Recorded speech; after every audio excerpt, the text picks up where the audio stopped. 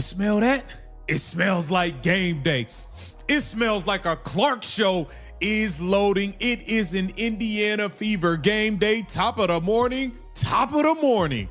I cannot wait for this Indiana Fever matchup versus the... That energy is earned, but it's also a warning, because every fan staring at the schedule wants to pencil in an easy win over a first-year team. Toronto is not that. And there's a second story brewing on the Indiana sideline tonight. One that has nothing to do with the tempo and everything to do with the woman holding the clipboard. Know how that goes. It is an Indiana Fever game day, and Stephanie White might be up to some of her old slew of tricks. And I think that could be more than detrimental to the team. Those old tricks have a name this season. Stephanie Music White, in her second season back running this franchise, is the same coach who, in a 16-point loss to the expansion Portland Fire, pulled Caitlin Clark, Aaliyah Boston, and Lexi Hull off the floor together late in the first quarter. Indiana was leading when those three sat down. The lead was gone by the end of the quarter. There was an animated exchange on the bench, and White waved rookie Raven Johnson in to take Clark's spot. Her explanation for all of it was simple: she was managing her star's workload. Caitlin Clark is going against somebody who absolutely adores her and somebody we wish was coaching her. Sandy Brondello. Sandy, we love you, girl. We all wish Sandy Brondello was the one coaching Caitlin Clark and not this bonehead we have in the And here's the irony sitting on the opposite bench. The coach a lot of Indiana fans keep wishing for is the one trying to beat them tonight. Sandy Brondello won a championship with the New York Liberty in 2024. The Liberty let her walk after last season. Toronto handed her the keys to their first-ever team on a contract reported above $1 million a year. She's a two-time champion and a former Coach of the Year, and her brand-new group is already sitting at 5-4. Nobody on that sideline thinks they're an easy night. Kelsey Mitchell show. Caitlin Clark has earned the right to play her style. She gave Stephanie White about 10 games to play her way, her style, the Stephanie White boring snooze fest. Nobody want to watch it. Just horrific puke basketball style. Strip away the heat, and there's a real basketball debate underneath all of this. Who runs the offense? White answered that question in late May, telling reporters without hesitation that Caitlin Clark is the Fever's first option, settling the conspiracy theories one question at a time, as one fan put it. And the numbers back the trust. In her third pro season, Clark is averaging roughly 24 points and 9 assists a night. She leads the entire WNBA in assists and sits third in scoring. Kelsey Mitchell, the player our host once kept in a role tonight, led this whole team in scoring just last year. So this isn't a small disagreement. It's about who controls the ball when the game tightens and the season is on the line. New thing, Aaliyah Boston and everybody. This goes for everybody. Make your damn layups. If we can make layups, I think we should be able to win this game. Caitlin Clark had about 8-9 assists blown versus Connecticut against people who can't make layups. Lexi Hall smoking layups. Kelsey Mitchell smoking layups. Leah Boston missed about 5-6 layups in a row. It was embarrassing. Monique Billings. That clip is funny, but the point underneath it is dead serious. When you build an offense around Clark's gravity, she bends the defense and spits out open looks at the rim.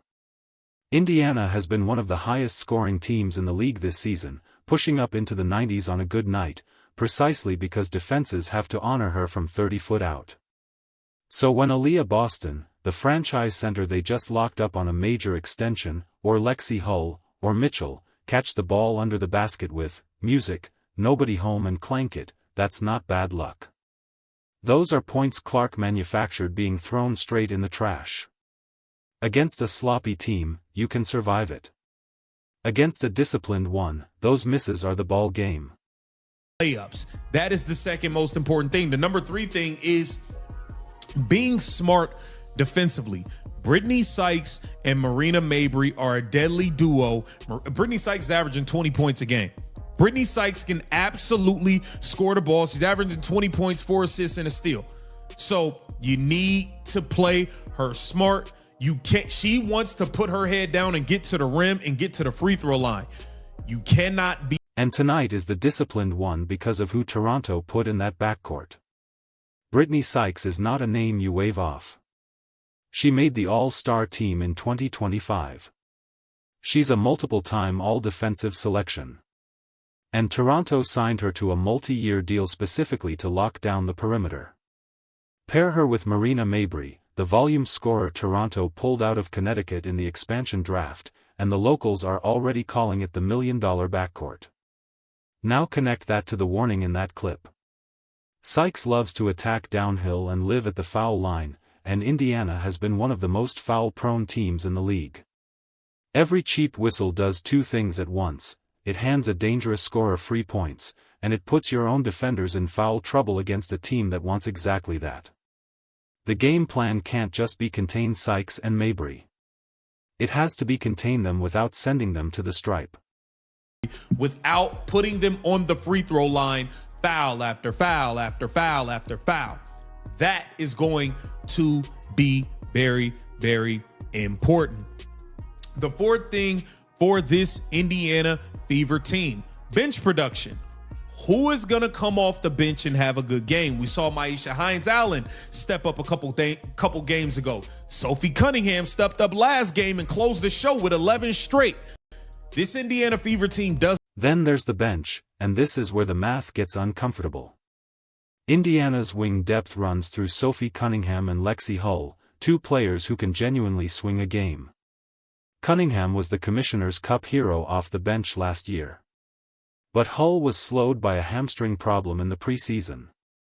Tia Shaw-Harris is still working back from the knee injury that cost her last season. And beyond that, you're leaning on a rookie in Raven Johnson, drafted out of South Carolina to defend, not to create. That's a thin margin. And the team across the floor, despite being brand new, is not thin at all. Brondello has Nia Coffey, Temi Fagbenel, Kia Nurse, and the rookie Kiki Rice sitting behind her starters. So when the bench units check in tonight, Indiana cannot afford a dead, scoreless stretch. Somebody has to give White real minutes, or the lead our host is counting on disappears the moment the starters sit. Most important thing, and the fifth most important thing, listen, Stephanie White, stay out of Caitlin Clark's way. Stop worrying about content creators. We're not the problem. Get your staff together. Get your game plan together. Because Sandy Brondello 100% is the better coach in this. So, let's pull the camera all the way back, because the real question tonight was never whether Indiana can beat a first-year franchise. The talent says they should. The question is the one our host keeps circling, and it's a fair one. When this game gets tight in the fourth quarter, does the offense run through the best player on the floor, or does it run through a system that asks her to wait her turn? Everything else we've talked about, the layups, the fouls, the bench, all of it lives downstream of that single decision. The cleanest piece of evidence for the Clark ball argument is recent. This season against the Washington Mystics, the Fever won by 2 in a game that came down to the final seconds. The ball was in exactly one player's hands. Caitlin Clark rose up and buried a 3 to win it. That is the entire case in one possession. When the margin is razor thin, you want the franchise's best decision maker making the last decision, not standing in the corner waiting. But I'm not going to sit here and pretend the take you heard tonight is the whole truth, because it isn't, and good analysis owes you the other side. Stephanie White is not some clueless caretaker. Last season, with Clark sidelined for a stretch by a groin injury, White dragged this team all the way to a winner-take-all Game 5 in the semifinals against the Las Vegas Aces. That is not luck. Her job is, by every report, completely secure. And the workload management that fans screamed about has a real argument behind it. Clark missed significant time with injury last year. A coach who burns out her superstar chasing a June win and then loses her in September is the one who actually failed. Reasonable people can defend resting her. The disagreement is about when and how. There's also a bigger storm swirling around this team that White herself pointed at, and you heard our host fire right back. The phrase going around women's basketball circles right now is reality distortion field. By almost every measurable standard, the Fever are good, and Clark is sensational. Yet the rage online never stops, every non-controversy spun into 1,000 posts. White made a pointed comment about content creators. Our host's answer was blunt: we're not the problem, fix the game plan. Both of those things can be true at the same time, and that tension is exactly why this fan base feels split right down the middle. Where I land is this: the workload argument is sound in October. It is a lot harder to defend in the first quarter of a game you are leading when you sit your 3 best players at the same time and watch a double-digit swing happen right in front of you. That single sequence against Portland is the thing fueling every doubt, because it confirmed the fear. The fear was never that White is a bad coach. It's that she'll outthink herself at the exact moment she should get out of the way. So what actually has to happen tonight to put this whole argument to bed? Start with the obvious. Put the ball in Clark's hands and let her cook. The 2-player game between Clark and Aaliyah Boston is the most dangerous action this team owns, this read and react flow where everyone else plays off her gravity. Run it, trust it, and stop forcing the offense into a slower, safer rhythm that nobody bought a ticket to watch. Second, the part that sounds too simple to matter but quietly decides close games: finish. Clark is going to break this defense down and create clean looks at the rim. Boston, Hull, Mitchell, whoever catches it down low, those have to go in. You don't get to waste the advantage your point guard manufactured and then act surprised when a winnable game stays a one-possession dogfight. Third, the discipline test. Sykes wants to put her head down, get downhill, and live at the free throw line. And Mabry can catch fire from anywhere on the floor. Indiana has fouled far too much all season. You contain that backcourt with your feet and your positioning, hands straight up, helping early, walling off the lane, and you keep them off the line. Free points are exactly how an expansion team steals a game it has no business winning. And fourth, somebody on that bench has to show up. With Hull working through that hamstring and Harris still rounding back from her knee, the room for a quiet, scoreless bench, music, stretch is basically zero. Cunningham gave you a closing spark before. The Fever need that version of her or a young player like Raven Johnson stepping up the second the starters need a breather. Now layer the Brondello factor on top of all of it. This is a 2-time champion who has spent her entire career figuring out how to take a great scorer away. She will throw coverages at Clark. She will try to speed her up and bait turnovers. And she has the personnel to do it. So this turns into a chess match.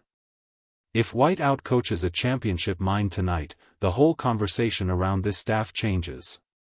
If she gets outcoached by a roster that didn't exist a year ago, the noise our host is making only gets louder, and a whole lot louder. That's what makes this a measuring stick game and not a tune-up. Beat a Brondello team that's playing genuinely good basketball with Clark running the show, and the Clark ball believers are vindicated for the rest of the season.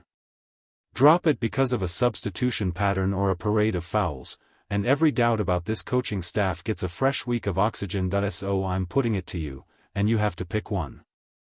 If Indiana loses this game, what's the real reason? Is it Stephanie White outthinking herself and sitting Clark at the wrong moment? Is it the layups and the fouls, the players simply not executing? Or is it Sandy Brondello flat out coaching circles around this staff with a team she built from scratch? You cannot choose all three. Pick the one you actually believe and go defend it.